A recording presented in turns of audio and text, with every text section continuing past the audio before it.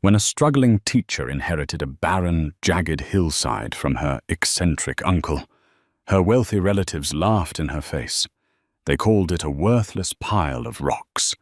But the laughter died the day bulldozers cracked the earth open, revealing a secret that would make her an overnight multimillionaire.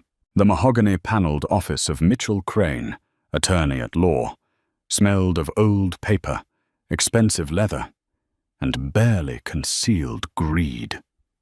Madeline Hayes sat near the back of the room, her hands folded tightly in the lap of her faded navy cardigan. At 32, she was exhausted.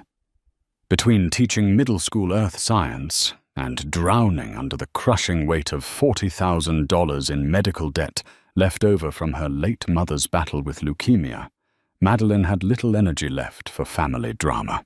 Unfortunately, family drama was the only currency her aunt and cousin traded in.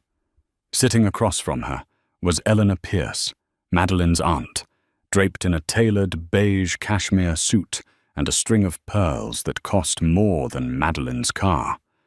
Beside Eleanor sat her son, Bradley. He was scrolling on his phone, his designer loafers tapping impatiently against the Persian rug. They were here for the reading of the last will and testament of Harrison Fletcher, Eleanor's brother and Madeline's uncle. Harrison had been a recluse.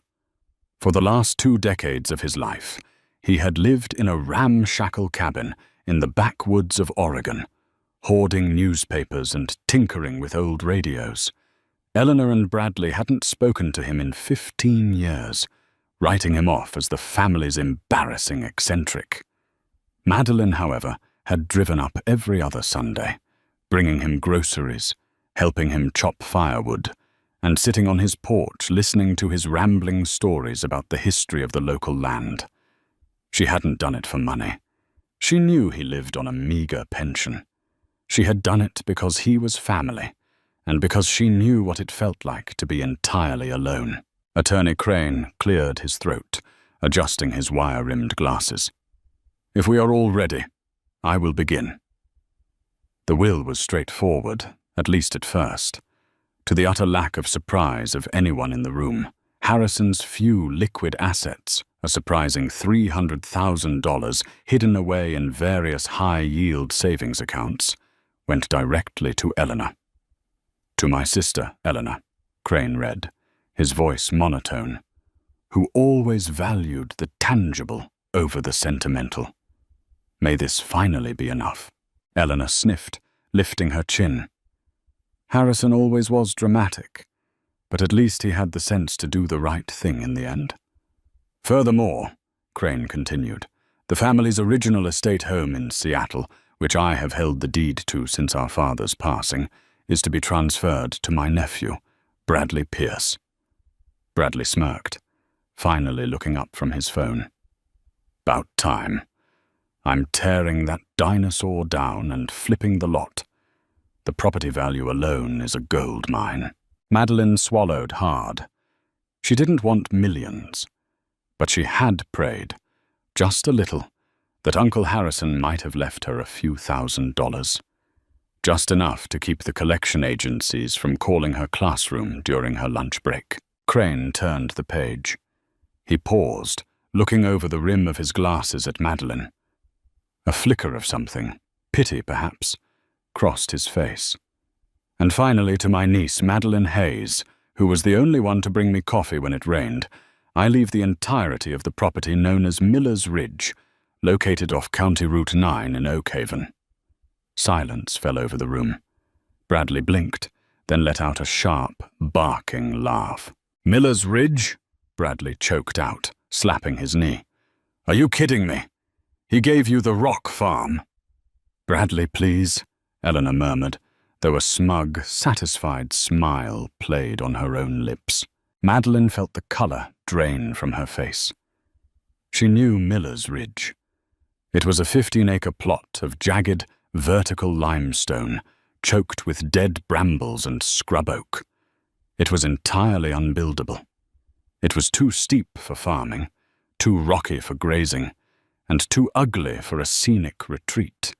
The county had nearly seized it for unpaid property taxes a decade ago. It was, by all local accounts, a worthless scar on the landscape. "I don't understand," Madeline said quietly. "He left me the hillside." "I'm afraid so, Miss Hayes," Crane said sympathetically, sliding a thick manila folder across the polished desk. "The deed is free and clear.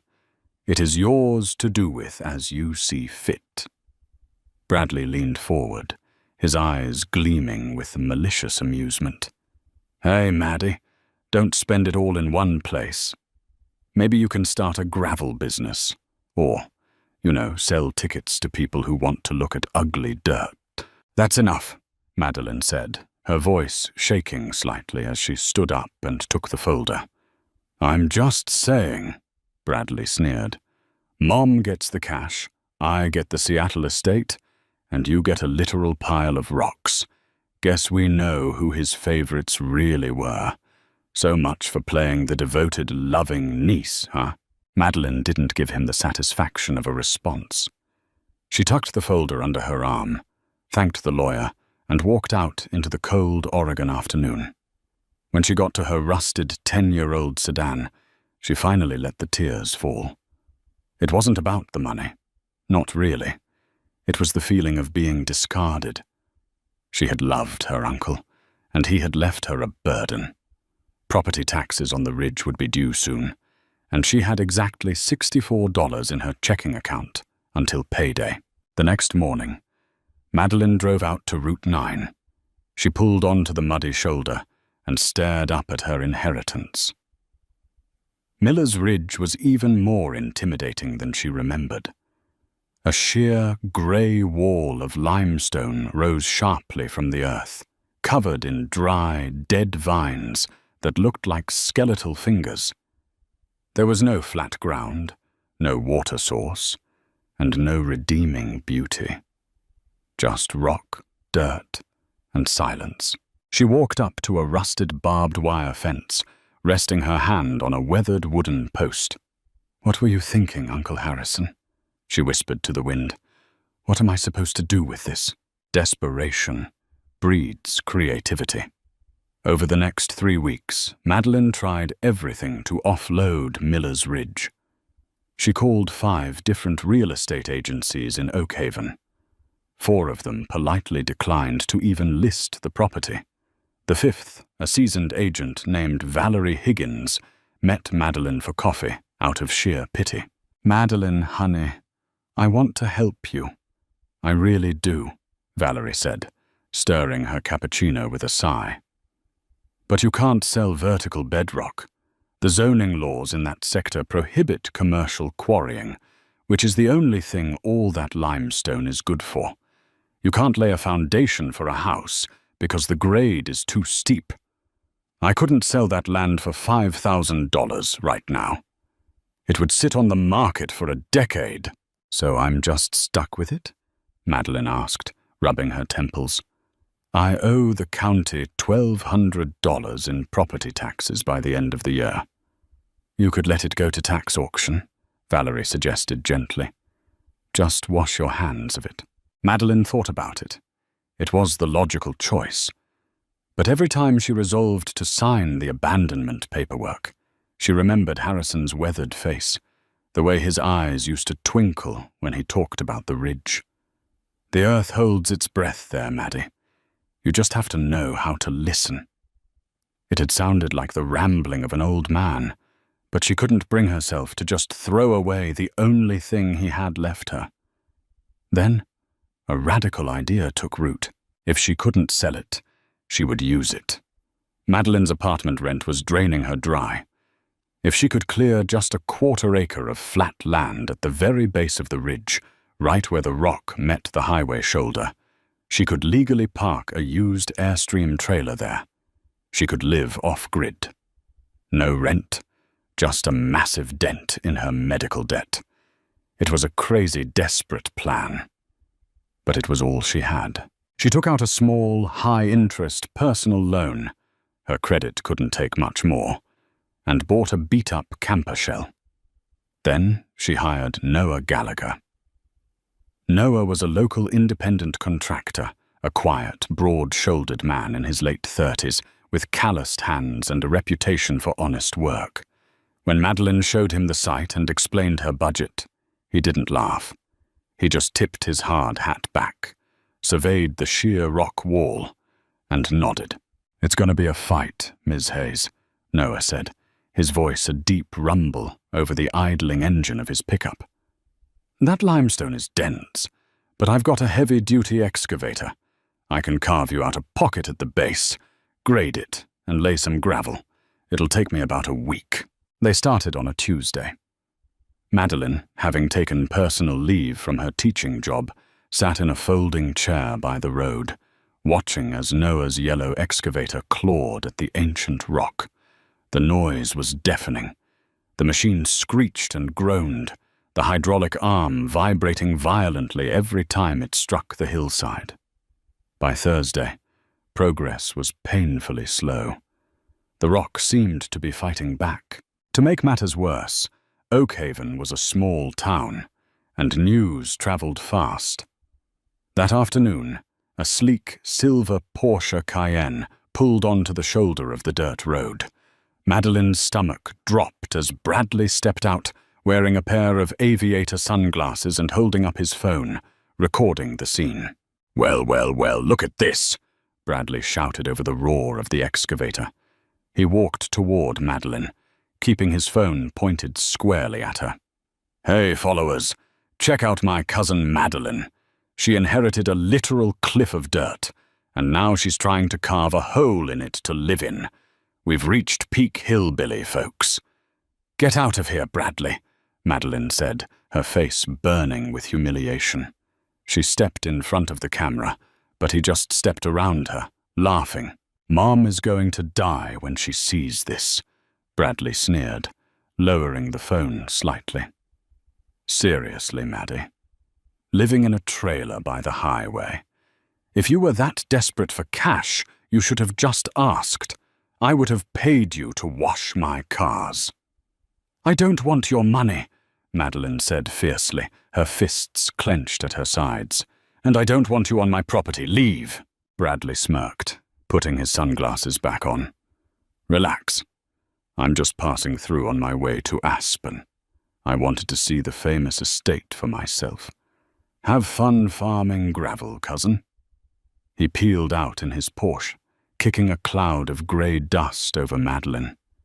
She stood there, trembling with a mixture of rage and profound embarrassment, tears prickling at the corners of her eyes. Was she insane? Was Bradley right? She was throwing her last few dollars into a literal hole in the ground. She was about to wave Noah down and tell him to stop, to just cancel the job and cut her losses, when the noise abruptly ceased. The sudden silence was deafening. Madeline looked up. The excavator's massive steel bucket was buried in the rock wall, but the engine was idling. Noah jumped down from the cab, frowning deeply. He grabbed a crowbar from the bed of his truck and walked cautiously up to the fresh cut in the rock. "Noah?" Madeline called out, jogging up the uneven, dusty incline. "What's wrong? Did the machine break?" "No," Noah said. He didn't look back at her. He was staring at the wall of rock. "The resistance changed.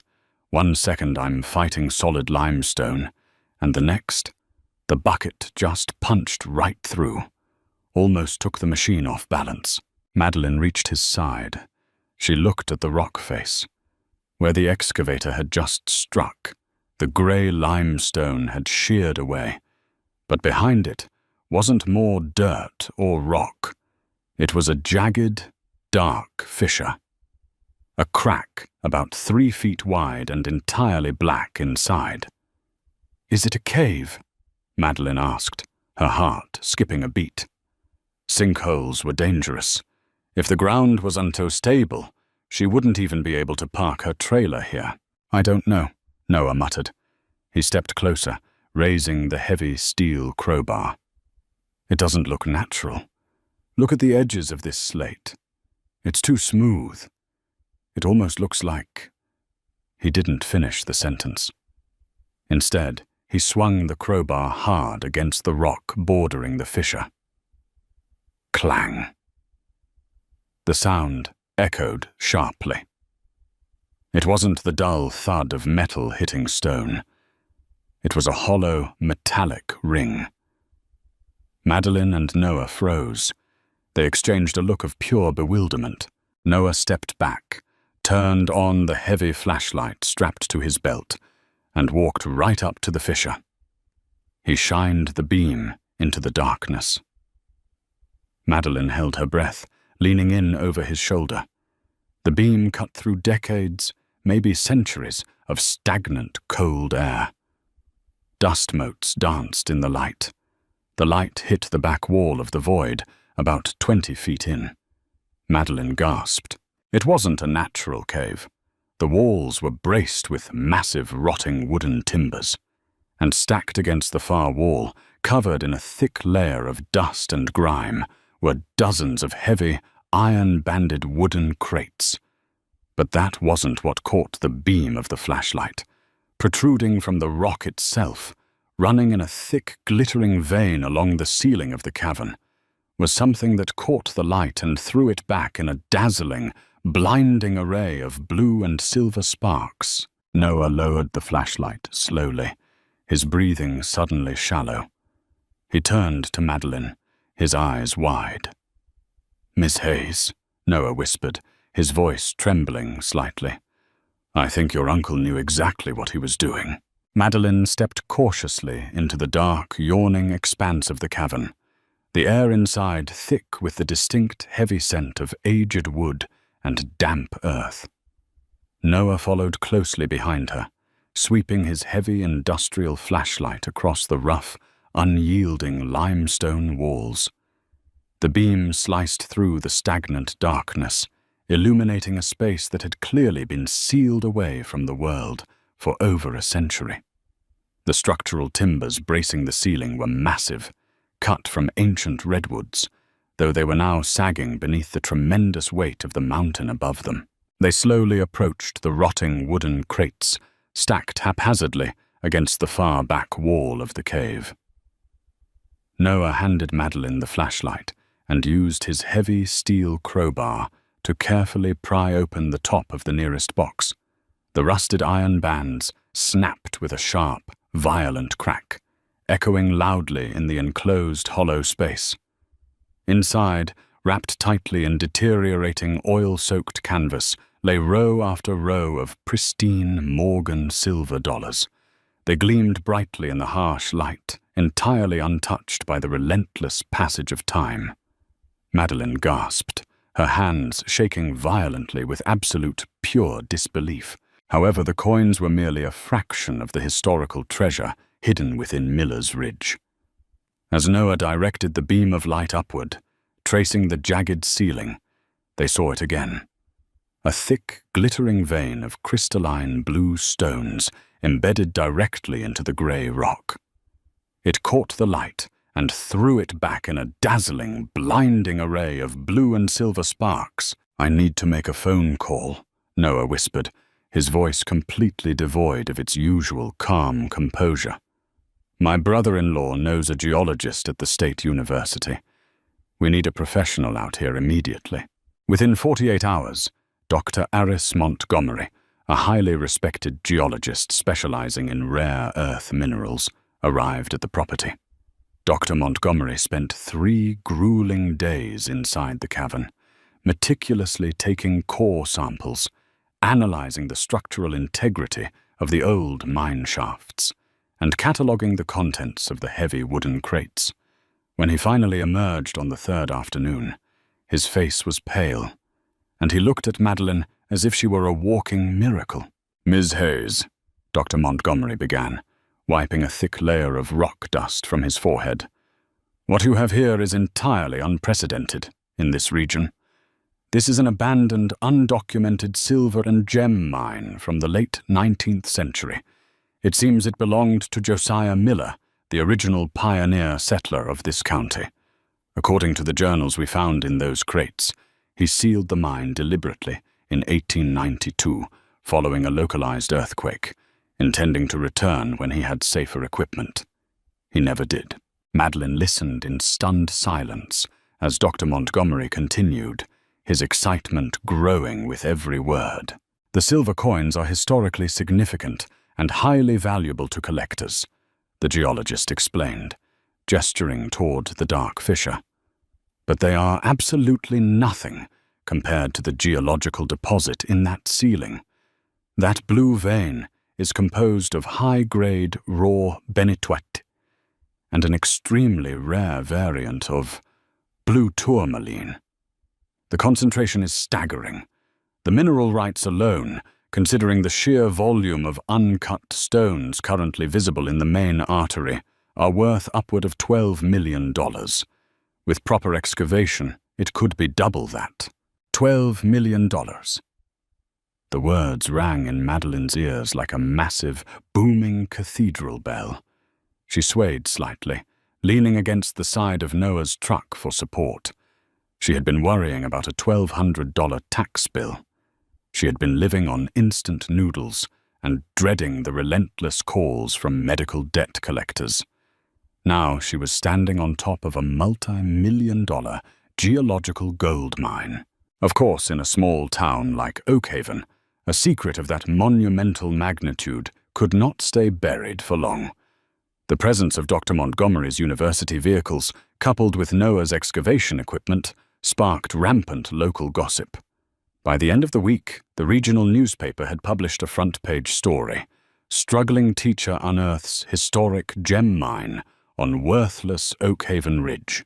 300 miles away in Seattle, Bradley was sitting in the newly inherited, supposedly luxurious family estate, scrolling idly through his news feed when the headline caught his eye. He froze.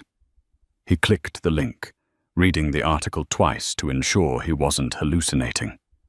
A photograph of Madeline, looking shell-shocked but smiling next to a grinning Noah and a massive pile of silver coins, stared back at him. Bradley's face flushed a deep, furious crimson. He immediately dialed his mother's number.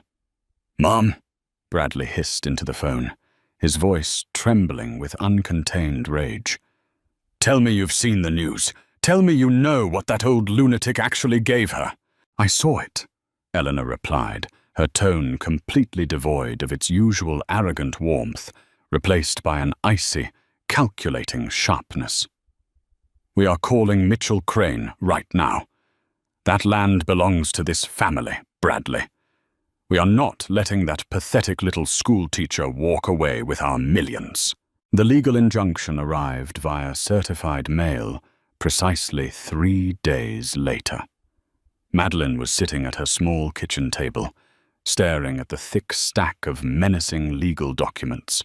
Bradley and Eleanor had officially filed a massive lawsuit contesting the validity of Harrison's will. Their primary claim was that Harrison had been suffering from severe cognitive decline and was not of sound mind when he signed the document. They demanded that the deed to Miller's Ridge be instantly nullified and the property forcibly absorbed back into the primary family estate, which Eleanor controlled. Panic threatened to consume Madeline entirely. She had no money to fight a prolonged, vicious legal battle against her wealthy relatives.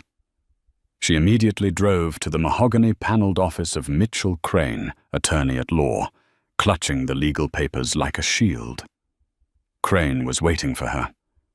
Surprisingly, the usually stoic, monotonous lawyer had a very faint, deeply amused smile playing at the corners of his mouth.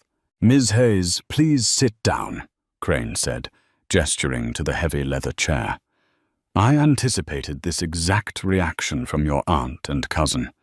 In fact, your Uncle Harrison anticipated it as well." Madeline blinked, thoroughly confused. "He did? But how can I fight this? They have millions of dollars to spend on lawyers. They can keep me tied up in court for a decade until I am entirely bankrupt." Crane adjusted his wire-rimmed glasses and opened a thick, locked drawer at the bottom of his heavy oak desk. He pulled out a sealed, official-looking folder. Harrison Fletcher was an eccentric man, Ms. Hayes, but he was far from foolish. He knew exactly what was inside Miller's Ridge. He discovered the fissure 5 years ago when a heavy storm washed away a portion of the hillside. He didn't have the physical strength or the financial resources to excavate it safely, so he chose to leave it to the only person he knew possessed the genuine grit and moral character to handle it properly. Crane slid the folder across the desk. Knowing Eleanor's inherent greed, your uncle took immense precautions. 6 months before his passing, Harrison underwent 3 separate, highly rigorous psychiatric and cognitive evaluations by 3 different, independent, board-certified neurologists. I have their sworn, notarized affidavits right here, completely certifying that Harrison possessed exceptional mental acuity. Bradley's lawsuit is entirely frivolous and will be immediately dismissed by any competent judge in this state. Madeline let out a long, shuddering breath, the crushing weight lifting from her exhausted shoulders. So the land is permanently mine? They can't touch it? They cannot touch it, Crane confirmed firmly. But the story actually gets quite a bit better. Your uncle had a very dark, very precise sense of humor regarding your cousin Bradley. Crane opened another file. Bradley inherited the original Seattle estate. What Bradley failed to do was order a basic, standard structural inspection before immediately taking out a massive high-interest loan against the property's supposed equity to fund his lavish lifestyle. Crane tapped a glossy photograph of the Seattle house. The estate sits on a failing foundation that is entirely compromised by severe, deeply rooted structural rot. Furthermore, the walls are packed solidly with toxic black mold and outdated illegal asbestos insulation. It cannot be legally flipped or sold in its current condition. It has been officially condemned by the city inspectors as of yesterday morning. The mandatory demolition and hazardous waste remediation costs will easily exceed $800,000. Bradley is financially ruined. Madeline sat back in her chair, absolutely stunned by the profound, poetic justice of her uncle's master plan. Harrison had given the greedy relatives the illusion of wealth, knowing it was a toxic trap, and he had given Madeline the illusion of a burden, knowing it was a spectacular hidden treasure. The courtroom proceedings lasted less than an hour. Judge Penelope Wade, a no-nonsense woman with zero tolerance for frivolous litigation, reviewed the medical affidavits Crane provided. She ruthlessly dismissed Eleanor and Bradley's lawsuit with extreme prejudice, officially cementing Madeline's absolute ownership of Miller's Ridge. Bradley sat at the plaintiff's table, his face buried in his hands, realizing the devastating financial nightmare waiting for him back in Seattle. Eleanor simply stood up and stormed out of the courtroom, unable to even look at her niece. Over the next 2 years, Madeline's life transformed in ways she had never dared to imagine. She formed a highly successful, ethical mining partnership with Dr. Montgomery's university, ensuring the precious benitoite was extracted slowly, carefully, and sustainably, without destroying the beautiful natural landscape. She completely paid off her late mother's crushing medical debts within the very first month. She didn't buy a mansion or a fleet of expensive sports cars. Instead, Madeline built a beautiful, modest, sustainable cabin on the newly cleared, perfectly safe flatland at the base of the ridge. She hired Noah as her permanent, full-time project manager, a working relationship that eventually blossomed into a deep, genuine romance. Most importantly, she established the Harrison Fletcher Educational Foundation, a well-funded charity designed entirely to provide full academic scholarships for underprivileged public school students in Oakhaven. Every evening, Madeline would sit on the wide wooden porch of her new cabin, looking up at the jagged, towering limestone cliffs of Miller's Ridge. It was no longer a worthless, ugly scar on the landscape. It was a beautiful, enduring monument to her uncle's profound wisdom, a stark reminder that true value is rarely found on the surface, and that the greatest treasures in life are reserved for those willing to do the hard work of digging deep. Did this incredible story of unexpected wealth and poetic justice keep you on the edge of your seat? Sometimes the most valuable treasures are hidden beneath a rough surface, waiting for the right person to unearth them. If you loved Madeline's journey from a struggling teacher to a triumphant millionaire, please hit that like button. Share this video with your friends and subscribe to our channel for more amazing true life stories. Leave a comment below with your thoughts now.